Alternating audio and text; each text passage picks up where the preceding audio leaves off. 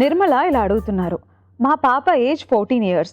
తను ఏం చదువుకున్నా సరే త్వరగా మర్చిపోతూ ఉంటుంది. దీనికి కారణం ఏమై ఉంటుందంటారు? తెలియజేయండి. హలో నిర్మల గారు, చిన్నపిల్లల్లో యాంగ్జైటీ ఎక్కువగా ఉన్నప్పుడు సాధారణంగా ఇట్లా ఫర్గెట్ఫుల్నెస్ లేదా మతిమరుపు అనేది చూస్తూ ఉంటాము. అట్లాగే కొన్ని రకాల ఫుడ్స్ తీసుకున్నప్పుడు కూడా దీని మీద ఇంపాక్ట్ ఉంటుంది. ఎందుకంటే డయట్తో పాటు మన బ్లడ్ గ్లూకోజ్ లెవెల్స్ కూడా చేంజ్ అవుతూ ఉంటాయి. అట్లాగే మన బ్రెయిన్ డెవలప్మెంట్ కూడా చేంజ్ అవుతూ ఉంటుంది. సో డయట్లో షుగర్స్, అట్లాగే యాడెడ్ షుగర్స్, ఎక్కువ స్వీట్గా ఉన్నటువంటి పదార్థాలు పూర్తిగా అవాయిడ్ చేయాలి. And good kind of fibre ఉన్నటువంటి ఆకుకూరలు, కాయగూరలు డయట్లో ఎక్కువగా ఇవ్వాలి. దాంతోపాటు బ్రెయిన్కి అవసరమైనటువంటి ఒమేగా 3 ఫ్యాటీ యాసిడ్స్ ఉండేటువంటి నట్స్ అండ్ సీడ్స్ రెగ్యులర్గా డయట్లో ఇంక్లూడ్ చేయాలి.